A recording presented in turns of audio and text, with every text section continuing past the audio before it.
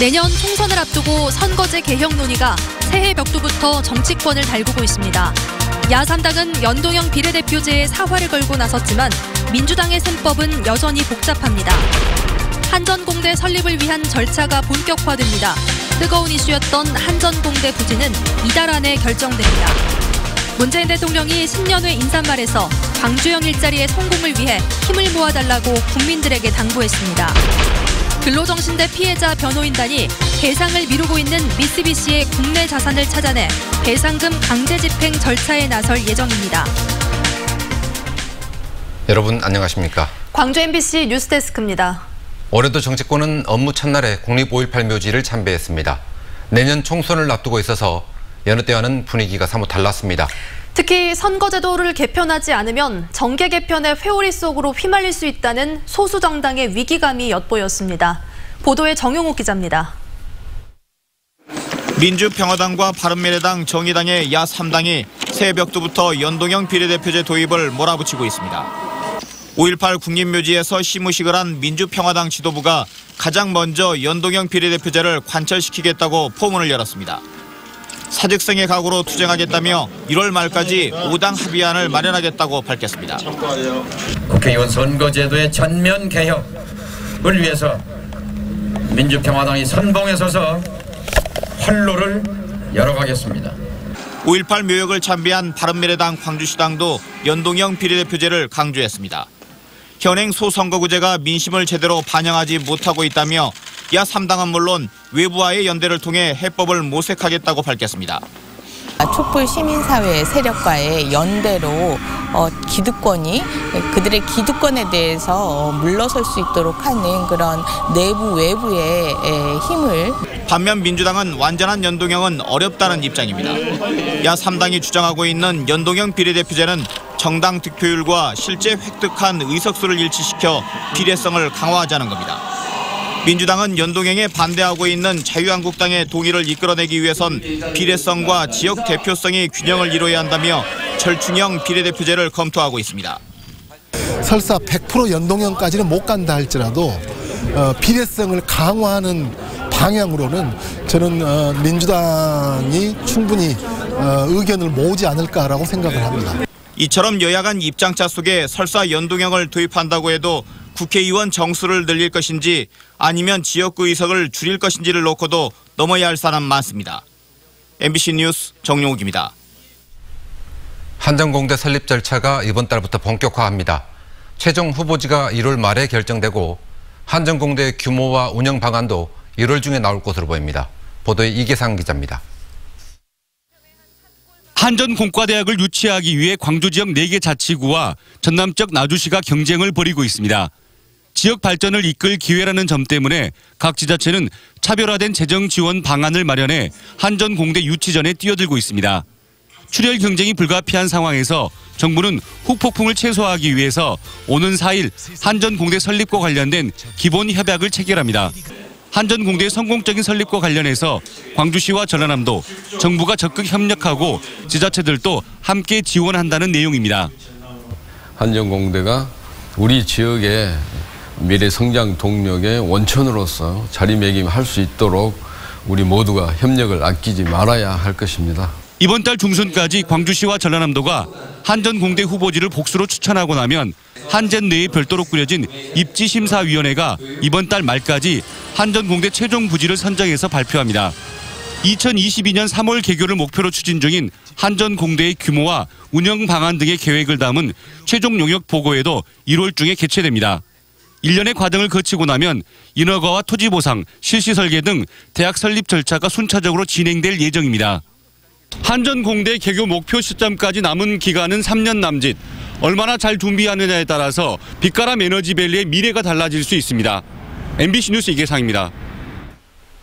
문재인 대통령이 신년회 인사말에서 광주형 일자리의 성공을 위해 힘과 마음을 모아달라고 국민들에게 당부했습니다.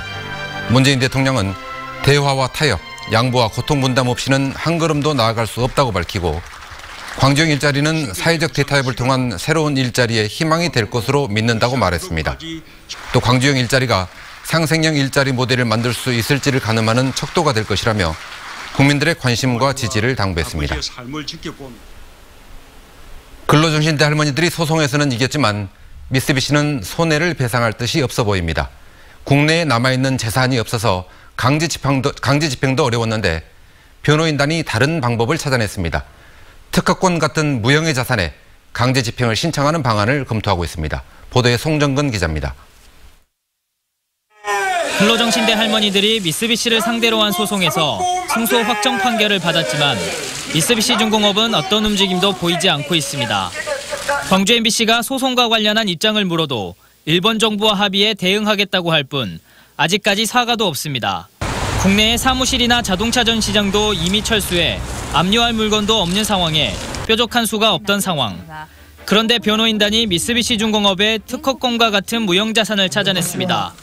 변호인단에 따르면 미쓰비시 측이 국내에 등록한 특허권 등 지적재산권이 100여 개가량 되는데 재산 가치가 상당한 것으로 알려졌습니다. 변호인단 관계자는 정확한 가치는 감정을 해봐야 알 수 있지만 특허권 중 하나만 압류해도 대법원이 할머니들에게 손해배상하라고 한 5억 6천만 원을 모두 받아낼 수 있는 정도라고 말했습니다. 변호인단은 법원에 압류를 신청하기 전 일단 미쓰비시 측에 합의를 요구하고 올해 3.1절 무렵까지 답이 없으면 법원에 강제 집행을 신청한다는 계획입니다. 변호인단 계획대로 미쓰비시의 지적재산권 압류가 현실로 이어질지 주목됩니다. MBC 뉴스 송정근입니다.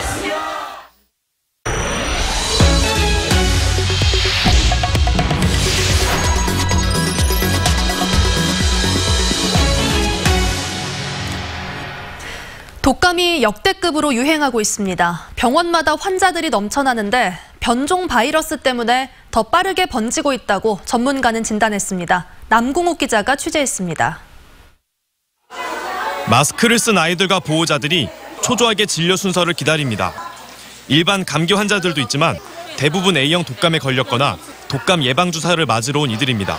이제 어제부터 39도 이상 고열이 좀 나왔고요. 오늘도 새벽에도 났고 그래서 왔는데 독감도 의심 안 해볼 수 없다고 해서. A형 독감이 광주 지역에서 크게 유행하고 있습니다. 지난달 광주 지역 A형 독감 의심 환자는 1000명당 44명으로 지난 2017년 같은 기간 37명에 비해 20%가량 증가했습니다. 독감 환자가 급증한 이유 중 하나로 전문가들은 독감 바이러스의 변종을 꼽고 있습니다. 새로운 형태의 독감 바이러스가 해마다 출몰하고 있는데 이럴 경우 예방 접종을 맞아도 효과가 없다는 겁니다. 변이가 된 인플루엔자에 면역이 없는 사람들이 인구 집단에 많은 비중을 차지하게 되면 그 인플루엔자는 훨씬 더 이전보다 빠르고 더 많은 사람을 감염시킬 수가 있게 되는 것입니다. 광주뿐만 아니라 전국적으로도 A형 독감은 크게 유행하고 있습니다. 질병관리본부는 지난 2004년 이래 지금의 환자 수가 가장 많다고 밝혔습니다. 평소에 면역력을 키우고 손발을 자주 씻는 등 개인 위생을 철저히 하는 것이 무엇보다 필요한 지금입니다. MBC 뉴스 남궁욱입니다. 전두환 씨가 민주주의 아버지라고 생각한다는 이순자 씨의 발언에 대해 민주당 서른 최고위원은 실성에 가까운 망언이라고 비판했습니다. 서른 최고위원은 역사의 단죄를 받아 마땅할 당사자가 민주주의를 운운하며 실성에 가까운 말을 내뱉은 사실에 대해 광주의 원혼들을 대신해 분노하지 않을 수 없다고 말했습니다. 바른미래당과 민주평화당, 정의당도 대변인 논평을 통해 이 씨의 발언을 일제히 비판했습니다. 광주 시민사회단체와 5.18 단체가 새해를 맞아 5.18 민주묘지를 합동 참배하고 5.18 진상규명을 다짐했습니다. 이 자리에서 시민단체와 5월 단체는 올해는 5.18 진상규명을 매듭짓고 남북 화해와 협력이 결실을 맺도록 서로 연대하겠다고 밝혔습니다. 또 처음으로 함께 연 시무식에서도 지역의 주요 과제들을 해결하기 위해 공동으로 노력하자고 다짐했습니다. 요즘 고흥 앞바다에서는 겨울철 별미인 매생이 수확이 한창입니다. 매서운 칼바람에 힘든 수작업이지만 제철을 맞은 고흥 매생이는 신선한 바다의 향을 머금고 있습니다. 최우식 기자가 현장에 다녀왔습니다. 매서운 바닷바람이 몰아치는 고흥군 금산면 월포리 앞바다. 차디찬 바다에서 대나무 발을 끌어올리자 청정해역에서 자란 고흥 매생이가 짙푸른 빛깔을 드러냅니다. 포자를 옮겨 붙인 지 달포 만에 겨울 햇살과 해풍, 바닷물이 만들어낸 자연의 선물입니다. 힘겹게 배전에 기댄 채 일일이 손으로 훑어올린 매생이가 바구니 가득 쌓입니다. 김이나 굴 수확과는 달리 전통 방식으로 하다 보니 힘은 들지만 그만큼 소비자들로부터 품질을 인정받는 특산품이 됐습니다. 바다에서 채취한 매생이는 육지로 옮겨져 세척과 포장 작업이 이루어집니다. 마을 공동 작업장에서 이물질을 제거하고 깨끗하게 씻어낸 매생이가 포장 용기에 담깁니다.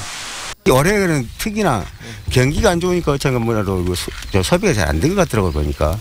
저희들은 이제 생산자들도 사실은 그 영향이 좀 있죠. 저희 생산자들도 단가를 좀 더 받고 소비자들도 그 단가를 좀 싸게 먹을 수 있는 방법, 그 택배밖에 없더라고요. 올해 고흥 지역에서는 50여 어가가 76헥타리의 매생이 양식장에서 520여 톤을 생산해 35억 원 가량의 소득이 예상됩니다. 철분과 칼슘, 비타민 A가 풍부한 식물성 고단백 알칼리 식품인 매생이는 우주 식량으로 쓰일 만큼 그 효능을 인정받았습니다.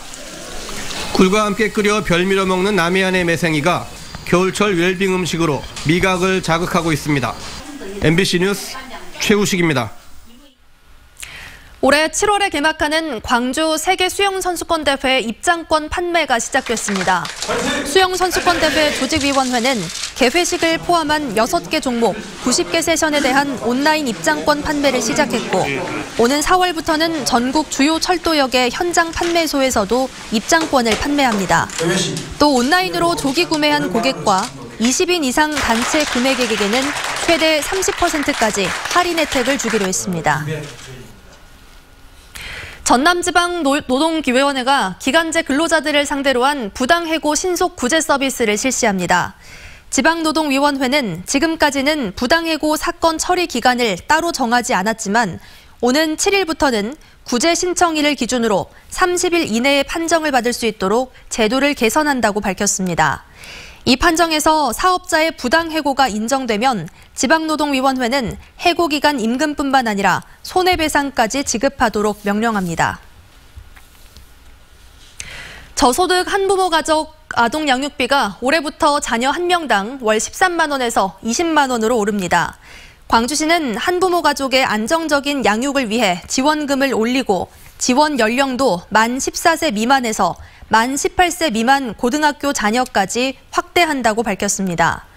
또 한부모 가족 증명서를 발급받으면 자녀 대학 특별 전형과 공직 채용 할당, 임대주택 우선순위 등 다양한 혜택을 받을 수 있다고 말했습니다. 5.18 광주 민주화운동 최후 항쟁지인 옛 전남도청을 복원하기 위해 전담팀이 시민들의 제보를 받고 있습니다.